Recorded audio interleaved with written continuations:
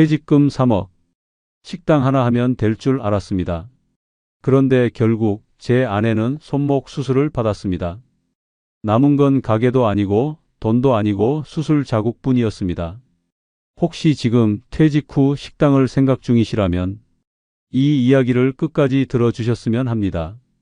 그리고 구독과 좋아요 한 번씩만 부탁드립니다. 정년 퇴직날 손에 들어온 퇴직금 약 3억 원. 평생 한 직장만 바라보며 달려온 저에게 그 돈은 처음 받아보는 내 손에 쥔 큰 돈이었습니다. 퇴직자 모임에서 누군가 그러더군요. 이제 형도 인생 2막이네. 뭐 할 거야? 그 말을 듣는 순간 저도 모르게 생각이 들었습니다. 그래, 이 돈으로 마지막 한 번 나도 내 가게를 해보자. 솔직히 창업에 대해 잘 아는 건 아니었습니다. 그냥 먹는 장사는 망하지 않는다는 말. 그 흔한 이야기 하나만 믿었죠. 그러던 중 직장 선배가 조언을 해줬습니다. 국밥집 어때? 손도 많이 안 가고 손님도 꾸준하대. 그 말 한마디에 왠지 모르게 마음이 끌렸습니다. 그래, 따뜻한 국밥 한 그릇이면 어르신들도 좋아하시겠지. 아침부터 저녁까지만 하면 무리도 없겠다. 이런저런 계산이 머릿속에서 돌아갔습니다. 그리고는 며칠 뒤 프랜차이즈 국밥집을 운영해 보자는 마음을 굳혔죠. 혼자서 하기보단 본사 매뉴얼도 있고 물류도 안정적으로 공급되니까 좀 더 수월하리라 생각했습니다. 그렇게 상담을 받고 본사에서 소개해준 상권 좋은 자리에 매장을 계약했습니다. 권리금 6천만 원. 상권 좋다는 말에 망설이지 않았습니다. 인테리어에 8천만 원. 이왕 하는 거 깔끔하게 하자는 생각이 들었고 주방 장비에 냉장고, 포스 시스템까지 하나하나 고르고 서류 쓰다 보니 손 놓을 새도 없이 오픈 준비에 정신이 없었습니다. 매일같이 업체랑 통화하고 장비는 늦게 들어오고 간판은 색이 마음에 안 들고 예상치 못한 일들이 계속 생기는데 그땐 그냥 들떴던 것 같아요. 내 이름 걸고 내 가게를 낸다. 그게 그렇게 기분이 좋았거든요. 하지만 그때는 몰랐습니다. 그 들뜸이 곧 현실이라는 이름으로 저를 짓누르기 시작할 거라는 걸. 오픈 첫 주부터 제가 상상했던 장사의 그림은 깨지기 시작했습니다. 직원은 2명이었습니다. 한 명은 홀 서빙, 한 명은 주방 보조. 분업 잘 되면 생각보다 할만하겠지 싶었죠. 그런데 첫날 아침부터 한 직원은 늦잠이라며 연락이 왔고 다른 한 명은 연락조차 되지 않았습니다. 그날 하루 제가 사장인지 알바인지 모를 정도로 뛰어다녔습니다. 점심 장사 피크타임 11시 50분부터 문 열고 손님이 쏟아져 들어오기 시작했습니다. 주방에서 국밥을 데워 그릇에 담고 김이 모락모락 나는 그릇 들고 앞치마에 땀 흘리며 홀로 뛰어나가 몇 분이세요?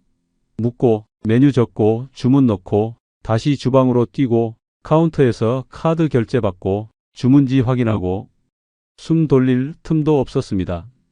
그날 하루 밤 나왔습니다. 뜨거우니까 조심하세요. 그 말을 수십 번은 외쳤던 것 같습니다.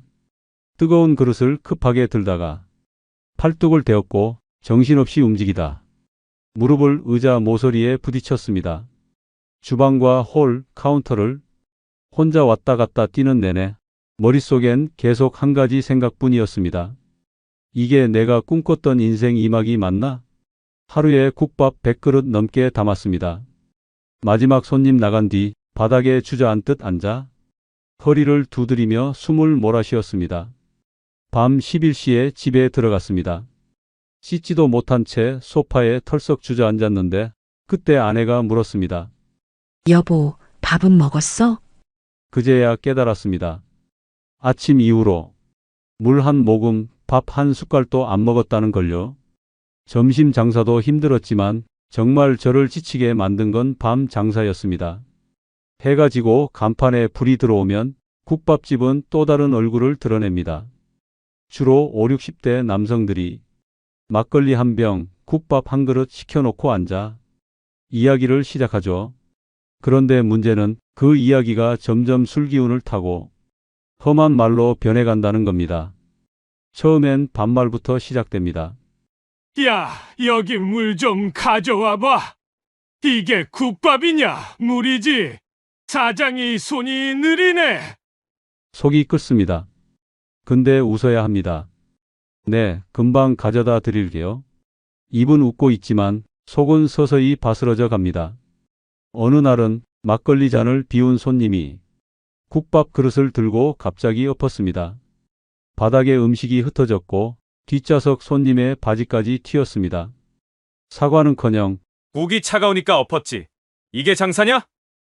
고함을 질렀습니다. 그리고는 욕설, 가게 안에 울려 퍼지는 말들, 다른 손님들이 눈치를 보며 조용해지고 저는 얼른 물걸레를 들고 그 사람 발밑부터 닦았습니다. 그날은 토사물도 있었습니다.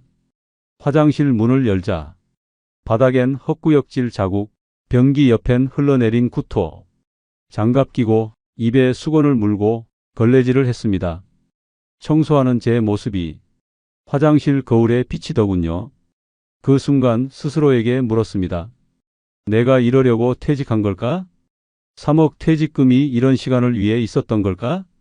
웃을 힘도 없고 울 자존심도 남지 않았습니다. 그날 밤 문을 닫고 주방 불을 끄는데 가게 바닥이 한없이 넓게만 느껴졌습니다.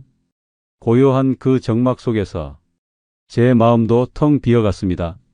주말이면 아내가 가게에 나와 도와줬습니다. 내가 뭐라도 거들어야지. 그 말이 시작이었습니다. 원래는 주방 뒷정리나 반찬 리필 정도만 부탁했는데 손님이 몰리는 걸 보더니 앞치마를 두르고 자연스럽게 홀을 오가더군요. 처음엔 참 고마웠습니다. 집에서 쉬어야 할 주말에 나와서 허리 한번 제대로 못 펴고 일하는 모습을 보면 마음 한구석이 찌릿했죠. 그런데 어느 순간부터 아내가 가게에 있는 시간이 저보다 더 길어졌습니다. 식자재 정리부터 테이블 닦기, 설거지에 배달 포장까지 아침 7시에 나와 밤 10시가 넘어서야 같이 집에 들어가는 날도 있었죠. 말은 안 했지만 손목에 파스 붙이고 일하는 걸 저는 알고 있었습니다. 팔을 휘두를 때마다 가끔 찡그리는 표정도 봤고요. 하루는 영업 끝나고 주방에서 수저통 정리하던 아내가 그러더군요. 여보, 손목이 자꾸 저려 뻣뻣하고 힘도 없어져. 처음엔 그냥 피로 때문이겠지 했습니다. 며칠 쉬면 괜찮아질 거라 생각했죠. 그런데 다음 주엔 물컵도 떨어뜨리고 수세미를 짜다가 손에 힘이 풀려버렸습니다. 결국 병원에 갔습니다.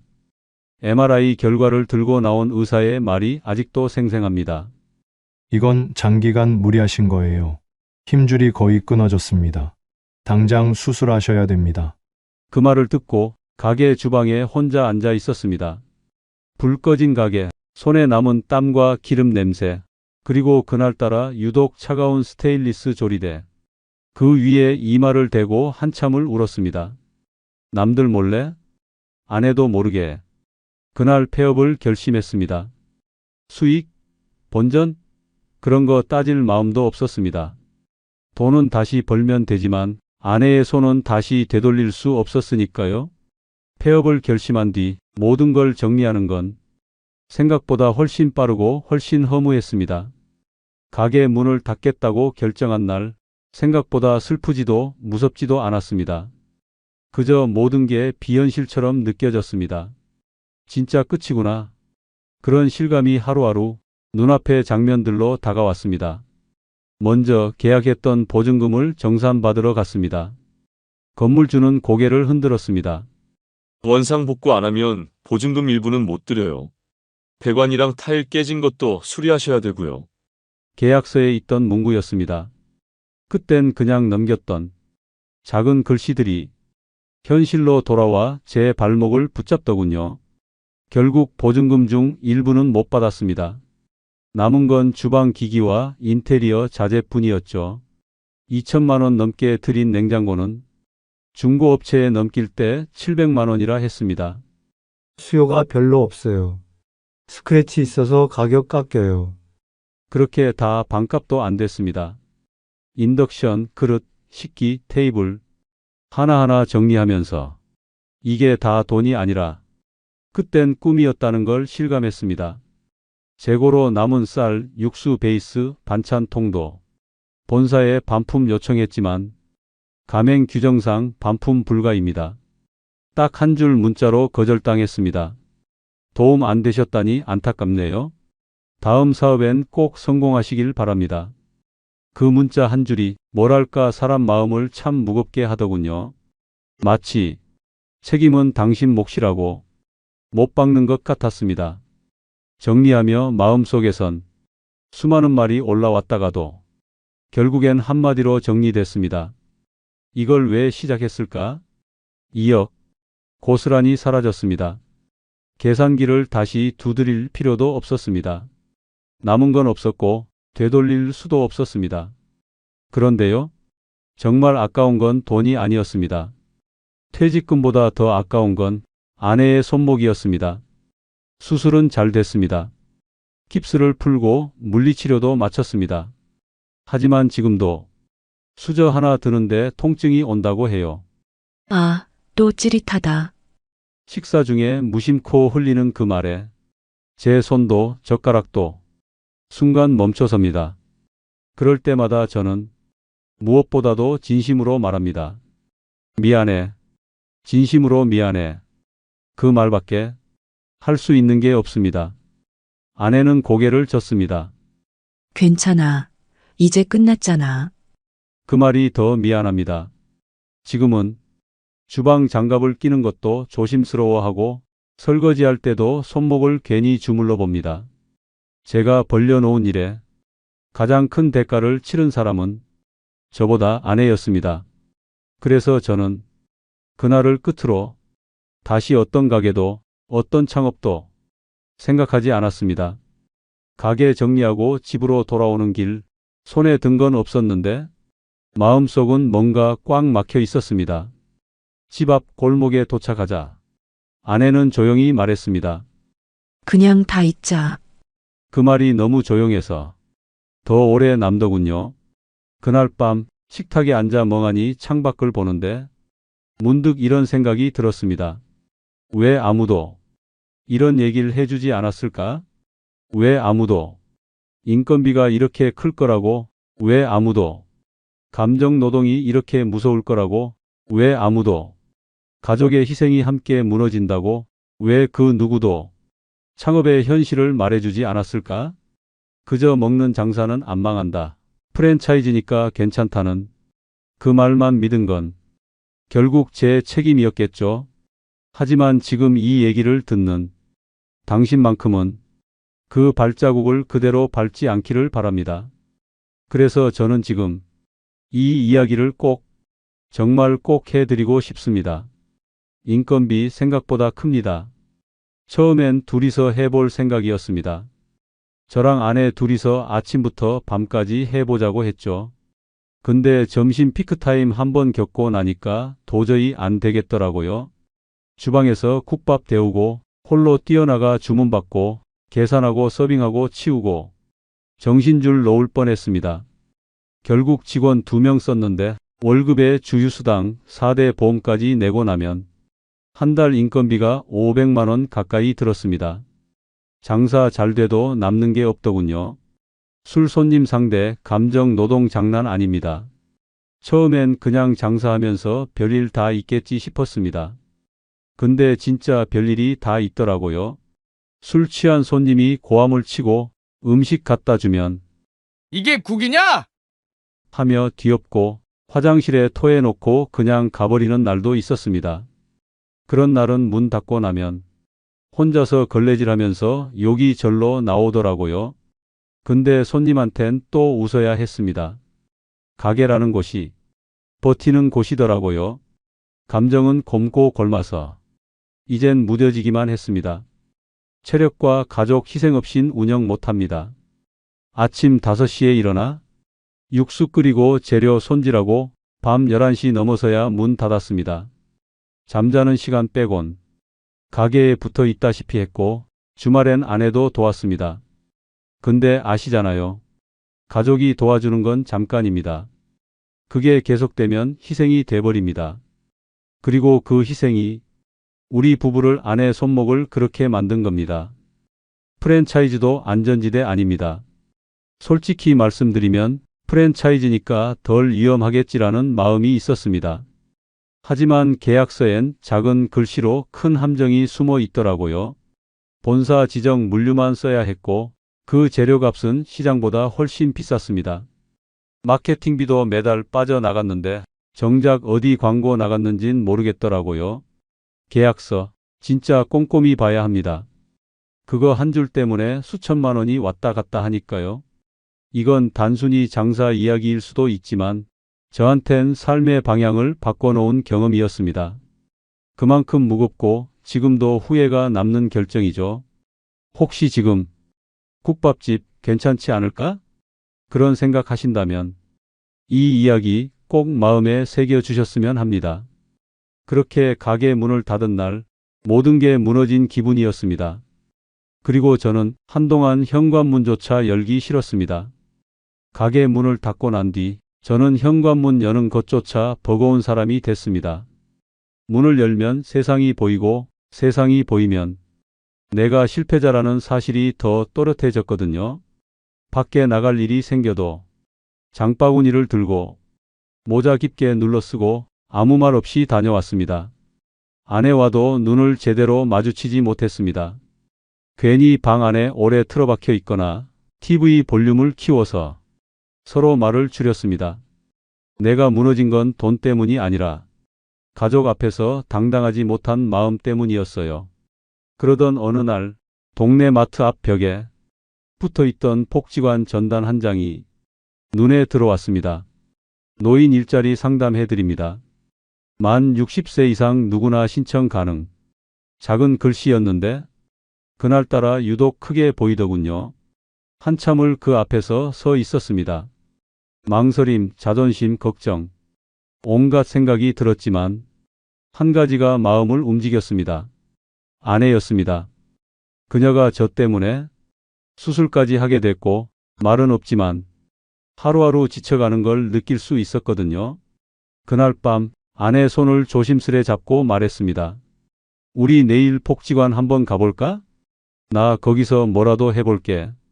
아내는 조금 놀란 눈으로 절 보더니 작게 웃으며 고개를 끄덕였습니다. 그리고 그 다음 날 오랜만에 함께 현관문을 열었습니다. 햇빛이 눈부셨고 살랑이는 바람이 왠지 모르게 따뜻했습니다. 아무도 환영해 주지 않았지만 그날의 공기는 분명 우리를 위한 시작이었습니다.